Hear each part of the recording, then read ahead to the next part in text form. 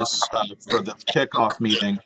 I just wanted to thank everybody for being willing to do this on comparatively short notice, and being willing to provide your expertise on what is such a challenging issue for all of us. And a few thoughts that I'd kind of share is that this is such a complex issue that I think that we need to be prepared to think in terms of recommendations that are going to come out of the Preservation Committee, and then probably the need for a sustained long-term effort on this relative to continuing to monitor and work on the issue of the mobile home parks over time. And I just kind of wanted to put that out there that, I think that there is a lot of ground that we're going to be able to cover and a lot of really important recommendations. But I think, personally, given how challenging this issue is that I think that this is, that there's going to be a sustained effort that's going to be needed that, really outlives probably the Preservation Task Force itself. So I just kind of wanted to put that out there.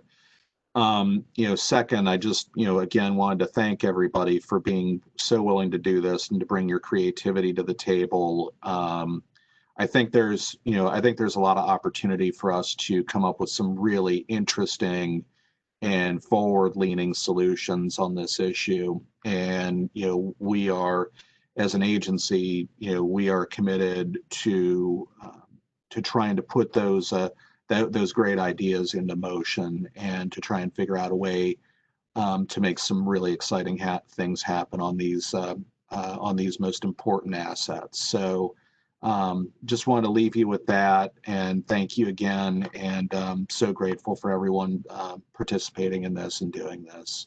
I'm going to jump off now, but thanks again, everyone. Thank you, Tom. Thank you. Thanks again, guys. Take care. So in the interest of time, I think we're going to begin. I see that maybe one of our task force members has not joined us yet, David Levine, but I think we'll go ahead and start. So there is, as you know, participating in these meetings, there are some notices that we have to give. So I'm going to start. To conduct this meeting wholly electronically and to effectuate the emergency procedures authorized by FOIA, the Affordable Housing Preservation Task Force Mobile Home and Manufactured Housing Subcommittee needs to make certain findings and determinations for the record. It's a bit cumbersome, so I ask in advance for your patience. First, because each member of the Affordable Housing Preservation Task Force Mobile Home and Manufactured Housing Subcommittee is participating in this meeting from a separate location, we must verify that a quorum of members is participating and that each member's voice is clear, audible, and at an appropriate volume for all the other members. Accordingly, I'm going to conduct a roll call and ask each Affordable Housing Preservation Task Force Mobile Home and Manufactured Housing Subcommittee member participating in this meeting to state your name and the location from which you are participating. I ask that each of you pay close attention to ensure that you can hear each of your colleagues.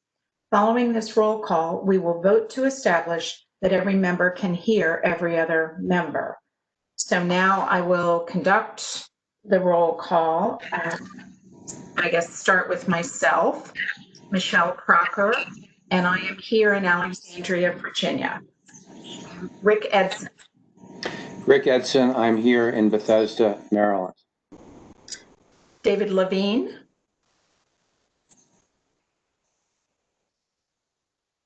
Okay, I don't think David is with us. Eric Marabojak. Eric Marabojak here in Fairfax, Virginia. Thank you. Jill Norcross. Jill Norcross here in Reston, Virginia. Thank you. At this point, I will pass the virtual gavel to a committee member. I'm going to pass it to Jill Norcross so that I may be heard to make the requisite motion. Passing you the gavel. Thank you. I move that each member's voice may be adequately heard by each other member of the Affordable Housing Preservation Task Force, Mobile Home and Manufactured Housing Subcommittee. Is there a motion to verify that we can all hear each other? I second. Thank you. Second, having established that each member's voice may be heard by every other member, we must next establish the nature of the emergency that compels these emergency procedures, the fact that we are meeting electronically, what type of electronic communication is being used, and how we have arranged for public access to this meeting. Therefore, I move that the state of emergency caused by the COVID pandemic makes it unsafe for the Affordable Housing Preservation Task Force, Mobile Home and Manufactured Housing Subcommittee to physically assemble and unsafe for the public to physically attend any such meeting, and that as such, FOIA's usual procedures, which require the physical assembly of the Affordable Housing Preservation Task Force, Mobile Home and Manufactured Housing Subcommittee, and the physical presence of the public cannot be implemented safely or practically. I further move that the Affordable Housing Preservation Task Force, Mobile Home and Manufactured Housing Subcommittee may conduct this meeting electronically through a dedicated audio conferencing line, and that the public must access this meeting by calling 1-844-992-4726 and entering access code 173-458-5034.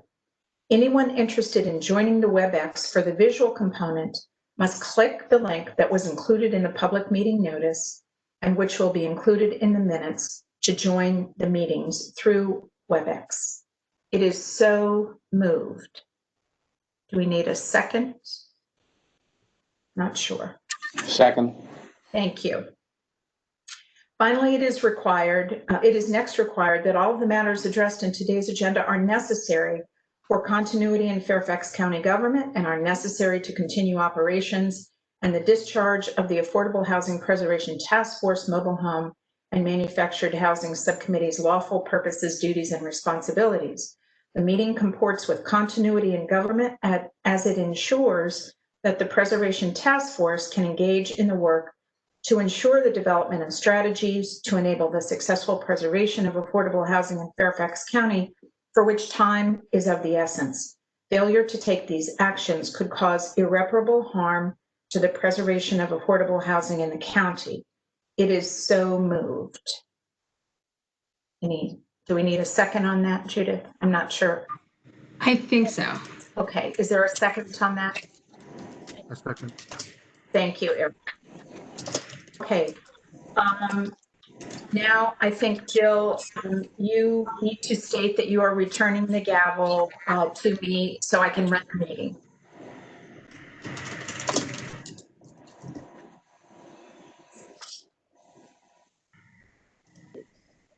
Okay, sorry, I couldn't unmute. I'm returning the gavel to you, Michelle, so you can continue Run the meeting.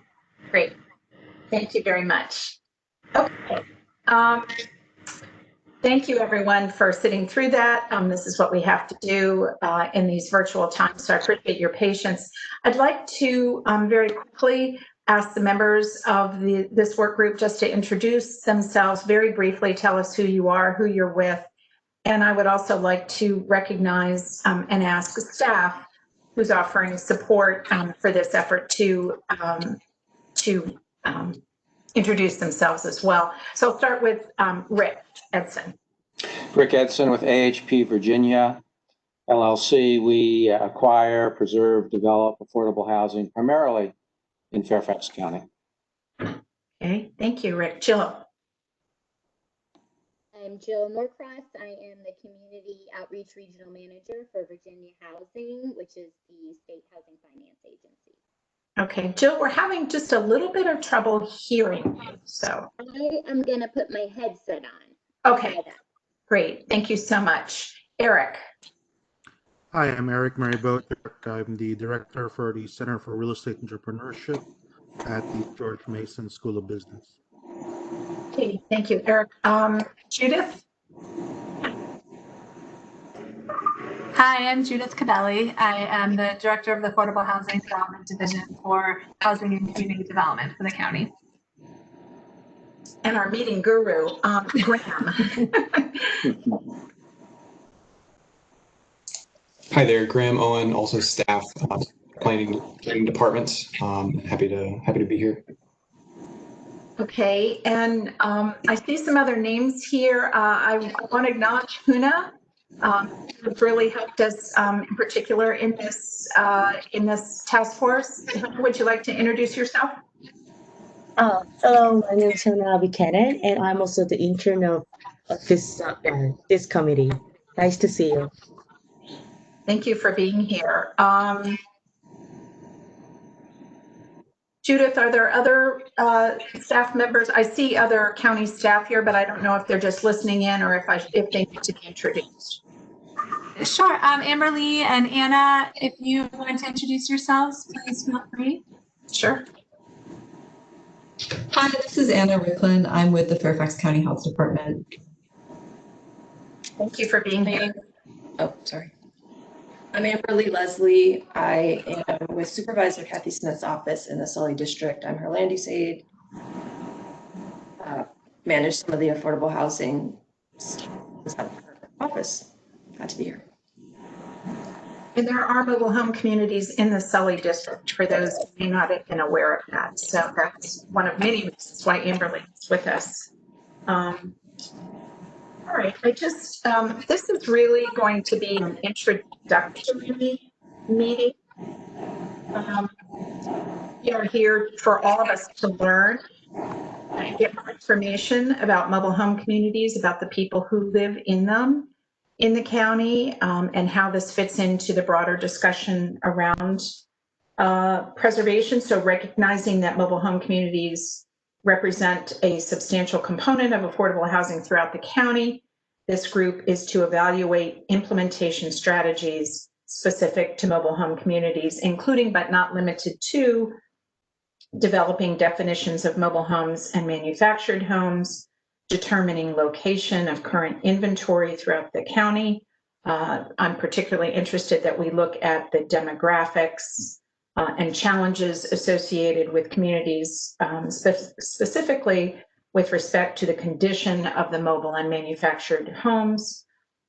We will be asking the questions of land use and zoning best practices to preserve mobile home communities, including options for creating a land bank, how mobile homes can be included in preservation efforts to attain one-for-one replacement, and should circumstances warrant, what happens in redevelopment strategies. What do we want to do to ensure that residents can remain in a community affordably?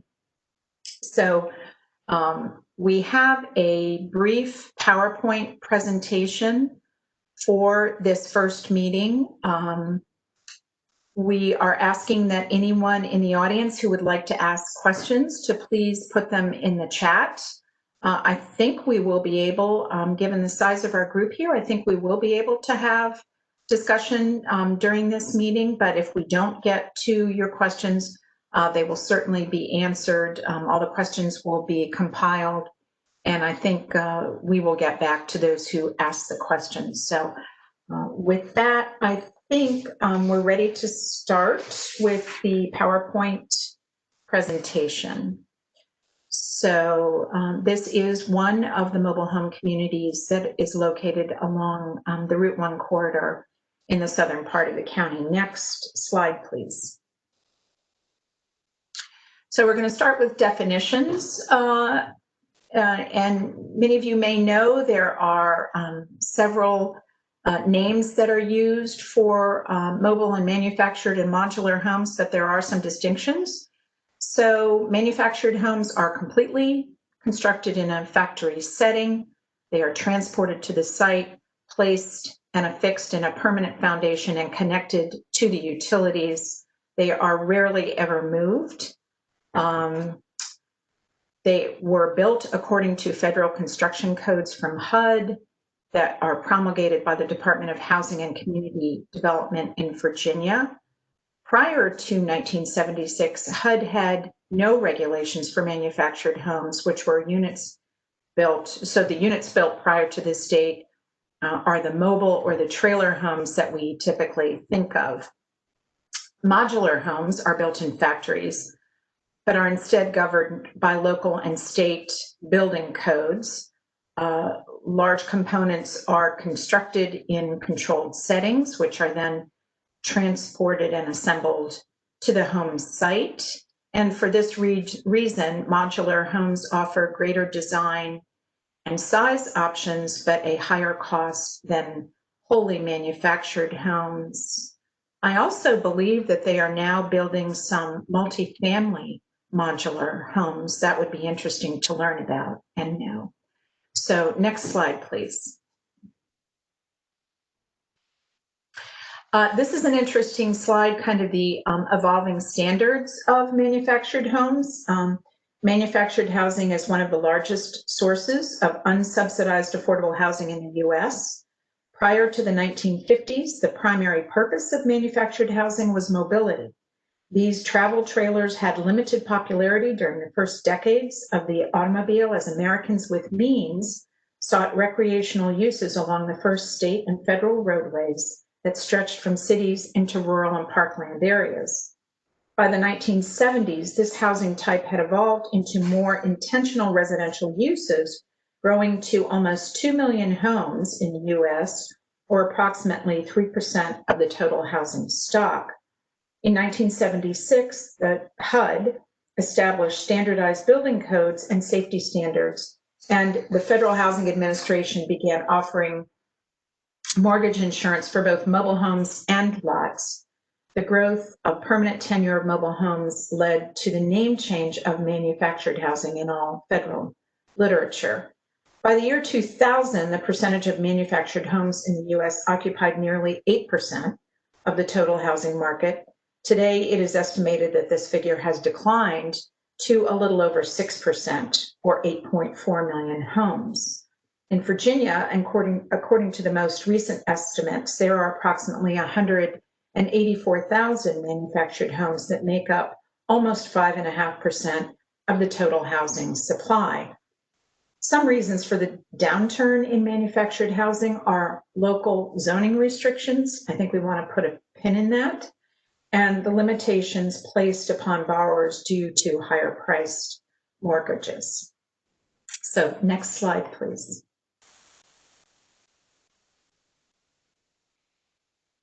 There we go. So what is a manufactured home community? Over 350,000 Virginians live in these manufactured homes that are aggregated into communities known as mobile home parks. Virginia is home to over 600 manufactured home communities, but because owners are not required to register their communities with localities or the state, we don't have precise figures. What are some of the characteristics of these manufactured home communities? The housing units, as we mentioned earlier, are built in factories and installed on site, but there also might be older mobile homes or newer manufactured homes that conform to the federal safety and quality standards. So it sounds like we have a mix of housing in these communities. Residents often own their homes and lease their lot from the community owner. However, with few exceptions, the land is owned by a private individual or corporation who is responsible for community upkeep and maintenance. And I think it's important to note here that in the inventory of manufactured homes in the county, the Redevelopment and Housing Authority does own one of the mobile home parks. In some cases, residents may not own their homes. They may also be renting their homes and the land that their lease is on. Although these communities provide affordable and accessible housing options, they rarely give residents the security and financial independence enjoyed by other homeowners. I think that's also an important fact to note. Next slide, please. So there is an organization that is an advocate and helps educate and guide mobile home communities and manufactured home community coalition of Virginia. It is a statewide nonprofit coalition of housing providers, legal aid attorneys, service organizations, and community groups that explore how mobile home parks can become an integral part of the affordable housing spectrum for low-income families across Virginia. They also coordinate the improvement of parks and replacement of unsafe pre-1976 units while protecting resident occupancy and assisting resident relocation. They help develop models for specialized and sensitive code enforcement combined with rehab and repair initiatives for communities. They create a communications and education program to represent the interests of residents and promote strategies that improve and preserve parks. And finally, they engage with national nonprofits, intermediaries, GSEs, and banks to create new and innovative financing strategies for manufactured homes. And we will hear about more of those strategies in a future meeting. Next slide, please. There is some governance of these mobile home parks at the state level. The Department of Housing and Community Development administers Virginia's state building codes and regulations, including the Property Maintenance Code and the Manufactured Housing Transaction Recovery Funds Regulation. DHCD is also the state administrative agency for any federal regulations that HUD has created around both the creation of mobile homes and the licensing and selling of mobile homes in the state. So DHCD is engaged in an administrative and, I guess, compliance around that for mobile home parks. In terms of tenants' rights, there is a Manufactured Home Lot Rental Act that covers the lease of manufactured home lots in mobile home parks. Facilities must be built on a permanent chassis and have plumbing, heating, electric, and other utilities in their mobile homes. The landlord must offer a lease of at least 1 year, but the lease does not have to be for a year. So I need clarification on that statement, and we'll come back to that. I think what that might be referring to is that a lease can be month to month, but we'll check on that. Next slide, please. A 1-year lease can be automatically renewed for another year with the same terms unless the landlord gives written notice to the tenant of changes. And you can see on this slide, I don't think I need to read the whole thing to you, but you can see that there are some regulations around leases, around notifications, security deposits, timeframes that need to be met, and also reasons why a landlord could evict the tenant. I do, in reading this, and I did not put this together, but I think it would be interesting to know, it seems that some of these rules are broad and could be vague and interpreted different ways. So that might be something that we want to consider looking into at a later date. Next slide, please. I think this is a really interesting slide, and it begins to speak a little bit to what we know as kind of social determinants of health. Where you live impacts a lot of other aspects of your life. And so the parks that are in Fairfax County have been given a rating by the Healthy Places Index. And that index, as is listed up top, reflects a neighborhood's performance in education, economic, probably income levels, and other household resources like housing, transportation, air quality, and health care. You can see as we look across the landscape here, some of these parks have dangerously low ratings. 100 is the highest rating. So I'm hoping that in future meetings, we can delve a little bit more into looking at the demographics of the people who live in the park. I think we know anecdotally that the majority of people in mobile home parks are people of color. They are people who have low incomes and people who have been disproportionately impacted by the pandemic. So this is very much a topic that the county cares about in looking at One Fairfax and a racial equity lens as we talk about preservation and housing for people of color and people of low income in the county. This is the last slide. So I want to see first if any of our task force members have any questions or comments that they would like to share, or notice any gaps in some of the information that we want to make sure we try to access for future meetings. Michelle, I have a question, Sarah. Yes, sure. What is the total number of units in these 9 mobile home parks? Do we have that information?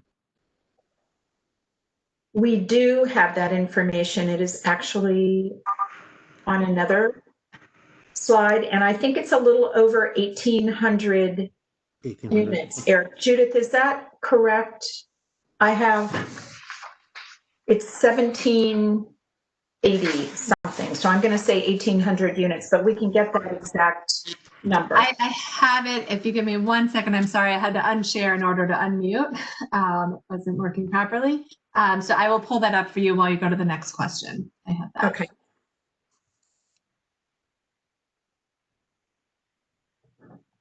Any other questions? This is Jill. I was just curious about, curious who put together this information because it's very helpful. So thank you, whoever compiled it. It was a good, initial resource. And then just to have kind of back to, I think there was an initial slide that did have all the properties listed and the number of units that I thought was kind of helpful for us to see. Maybe that needed to be updated, but. Yes, we do have that, and we will get that slide and Judith may be sharing it now. We do have that slide. There you go. So if you can see this on the screen, it's the 1,768 units across Mount Vernon, Lee District, Braddock, and Sully districts.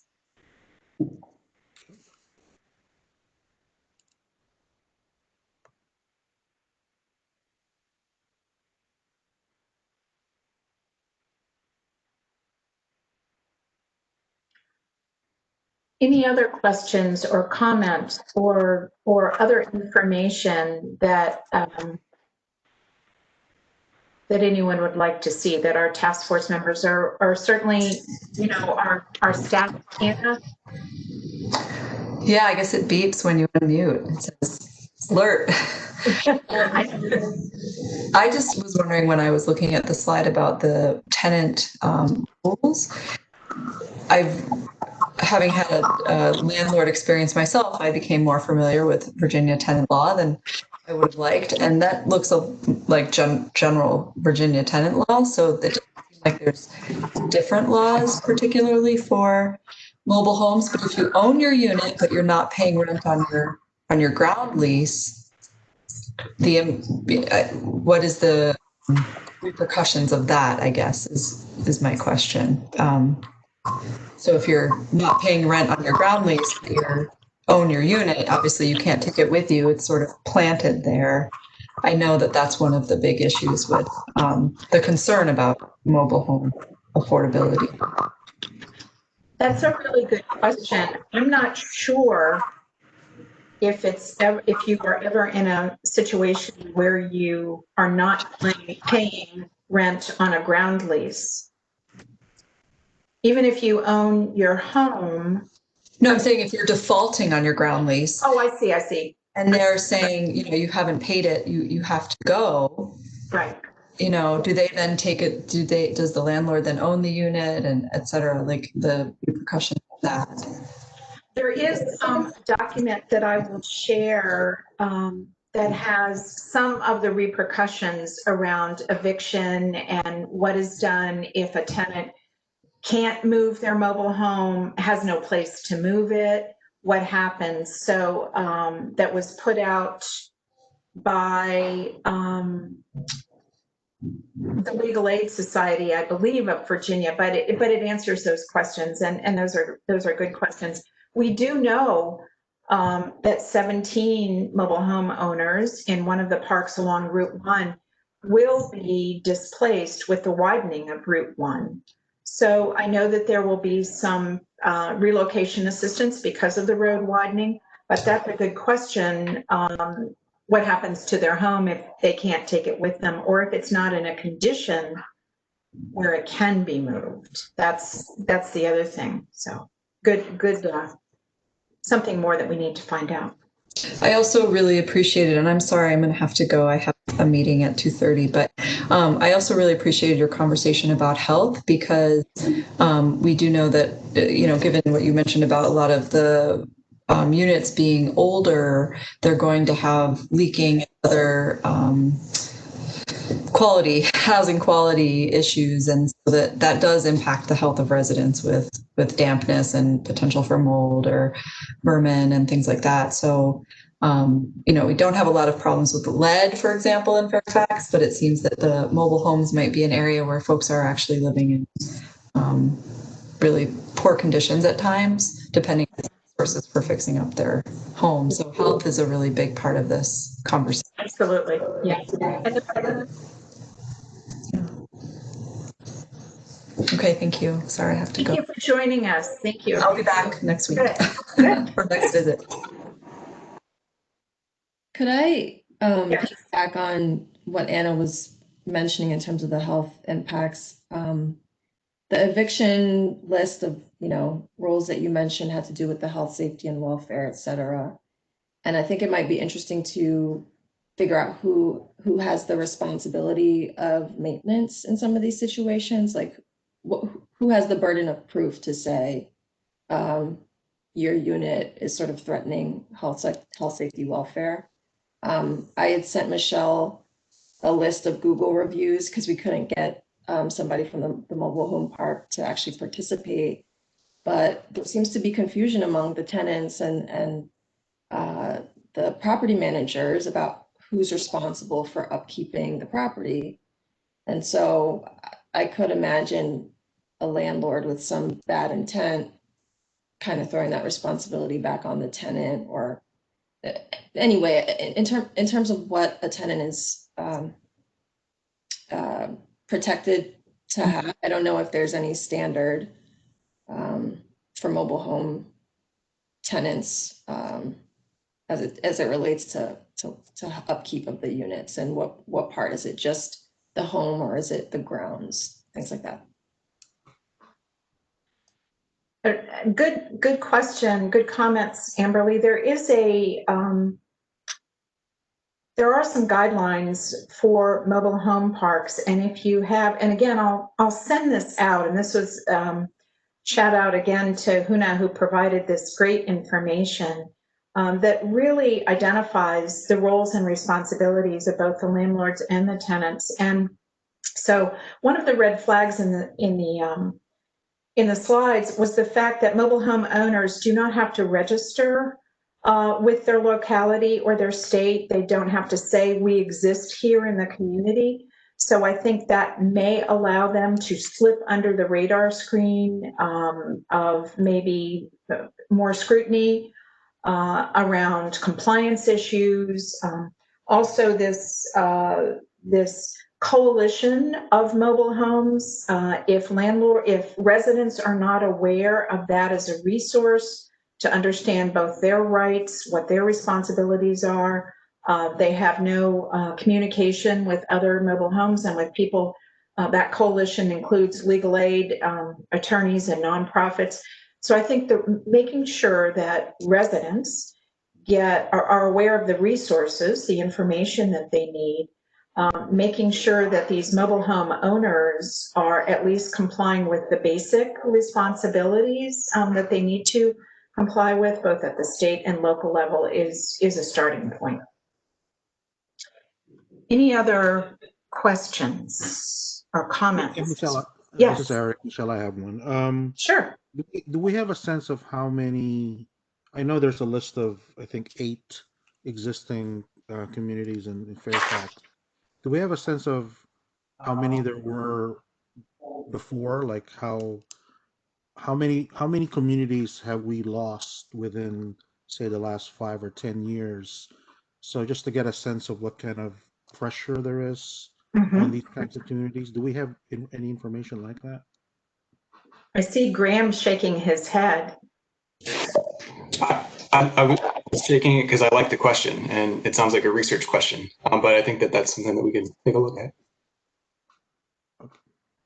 So I understand from, unfortunately, David Levine isn't here, but I understand from David that there have been 2 parks along the Route 1 corridor that have been redeveloped. I'm not sure when that was, so that would be a good thing to research. Excuse me, I'm going to close my door.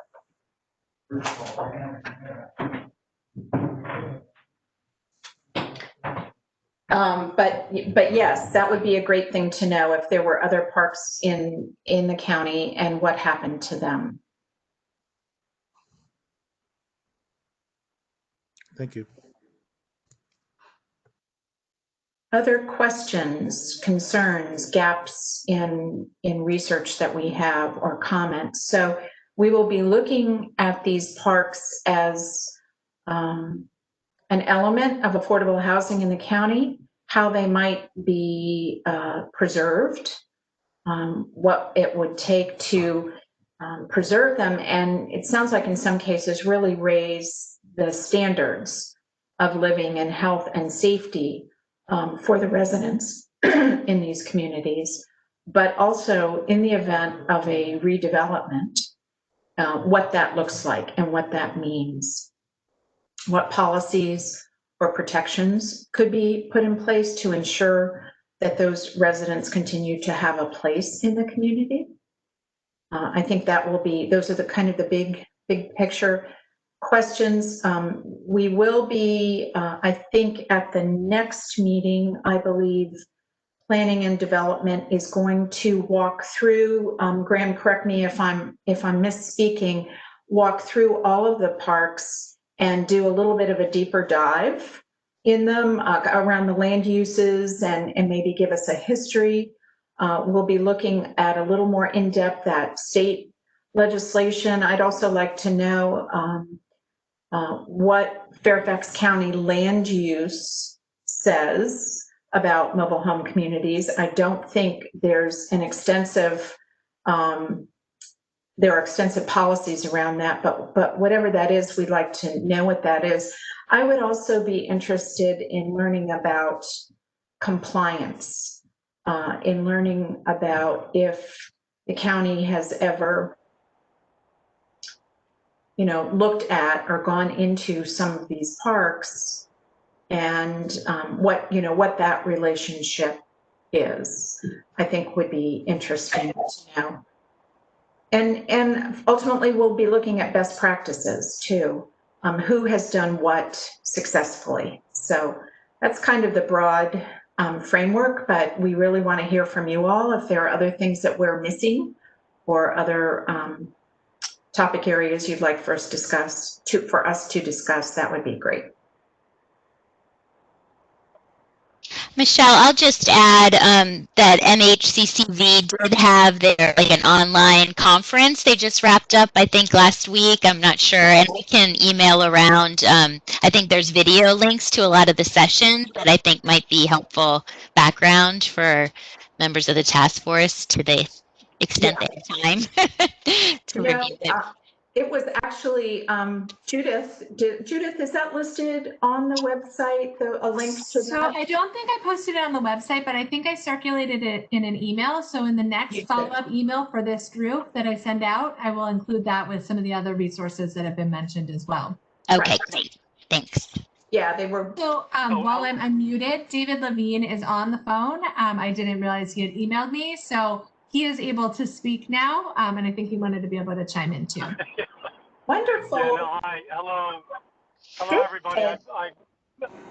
I've been on since the beginning, but I've not been able to. You've not been able to hear me. I'm calling from a car phone, but good conversation, and I actually like the point of looking at some of the history around the redevelopment of the mobile home parks, because that could sort of give us sort of a guidepost for how this gets done in the county and what some of the experiences have been, and what some of the challenges were, and what how it all played out. So I'm with that too. If we, I think if we can get some more history about those experiences, I think it'd be a really big help.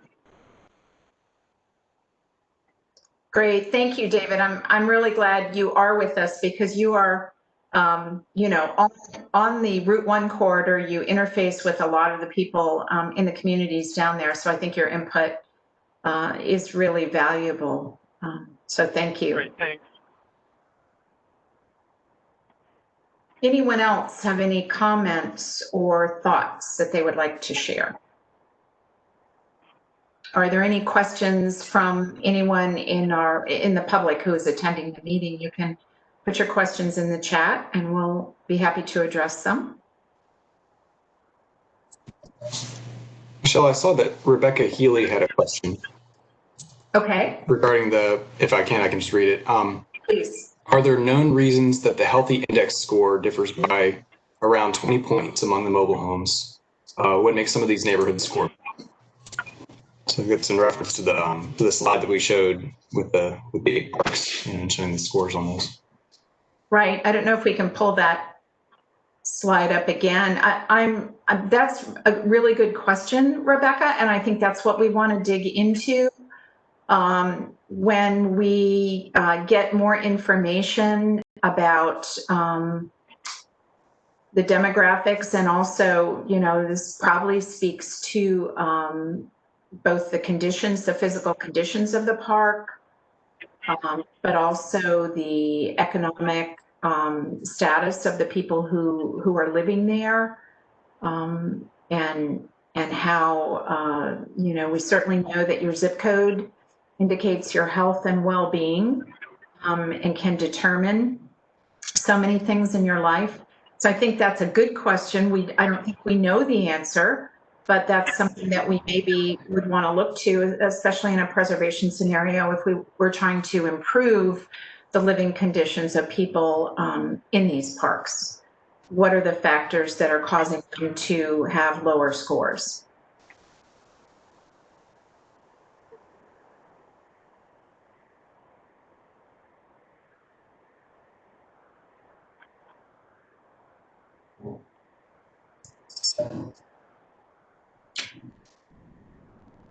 Well, I don't know.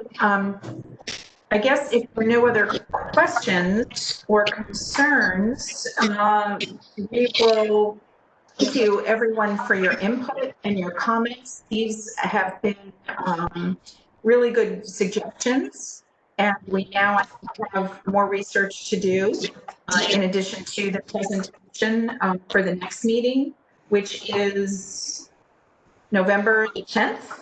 November, is that right? Mm-hmm. I've lost my page. So before we jump ahead to that, I think, Michelle, we wanted to see if any of the task force members wanted to take on any of the additional research elements. Yes, I forgot that point. Yes. And I can quickly tell you what I've captured with research as well. So we have Fairfax County land use, zoning, the true ownership element, tenant rights, some of the specific questions that came up about the offering a 1-year lease, but a 1-year lease is not necessarily required, vague landlord-tenant rules, what happens if someone stops paying their ground lease, further information about the demographics, occupants in the Title I Fairfax, how many communities we've lost to redevelopment in the last 5 to 10 years, and the most recent question about the health index score variation between the different communities, as well as maintenance. I need to add that to this list. So those were the additional questions that came up that if anybody is interested in conducting further research. Eric is raising his hand.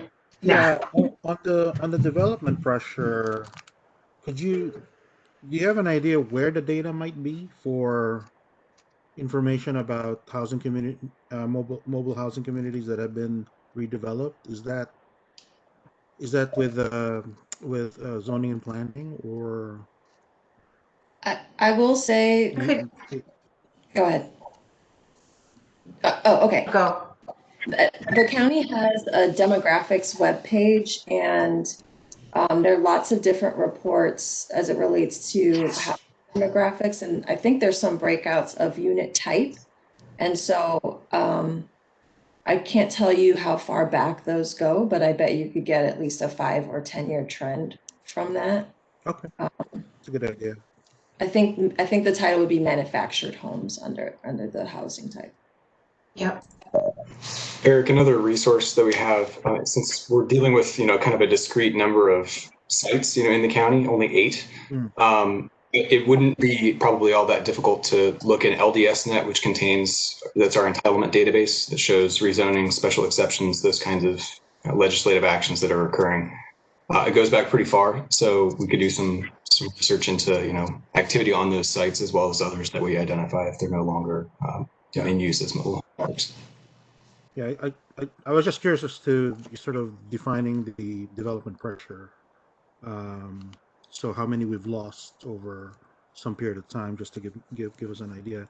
And the other one I forgot was I noticed that Fairfax County does own one in the Route 1 corridor, and I was wondering if quite the history of how that was acquired, and maybe to the extent that can be a model, or at least give us an idea of how acquisition of one of these things was done and financed. That'd be helpful as well. And I think we would have that information of the history of that park. And Eric, as you talk about the development pressures of the mobile home parks, I think it also speaks to just development pressures broadly on properties that we're trying to preserve. And I know that there was a report that Virginia Housing did. We worked with them to help oversee the project, but it really creates an index of risk factors that is very helpful. All sorts of pressures around location of properties or things that have been recently rezoned or expiration of subsidies that a property might have, or there's a whole list. So that is also helpful, and I think applicable as we talk about the mobile homes, especially since the majority of them are on the Route 1 corridor, an area that has recently been rezoned, and hopefully everyone is aware of that for much greater density and bus rapid transit coming down the corridor.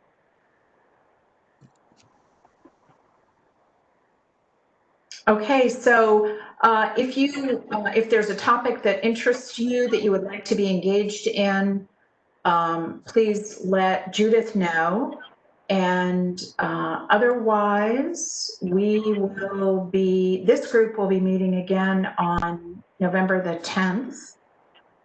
I think ultimately what will happen is I think it's in December, this group will be making a presentation to the larger preservation task force. Is that correct, Judith? I'm trying to remember from memory. So we are definitely this group. Actually, so just to step back a tiny bit and clarify, the two subgroups that are Group 1 and Group 2 that meet during the task force meetings originally had questions with respect to mobile homes, and we've removed those from those subcommittees and replaced them for this group. And that was what Michelle had read at the very beginning, those elements. So the idea is that this group will create all of the strategies for the full work of the task force to present as recommendations to the full task force. Right now, it's slated January 7th is the big presentation day for all of the different groups, but we're working with the committee chairs, the task force committee chairs, to figure out other points in time when this group might present some of the initial thinking or potential strategies a little bit earlier on to give the task force the opportunity to provide some other further ideas and comment to this group as well. So there might be some time possibly in late November, early December as well. Great. Thank you. Okay, is there anything else, Judith, that I need to say or do, or that anyone else would like to add to the conversation?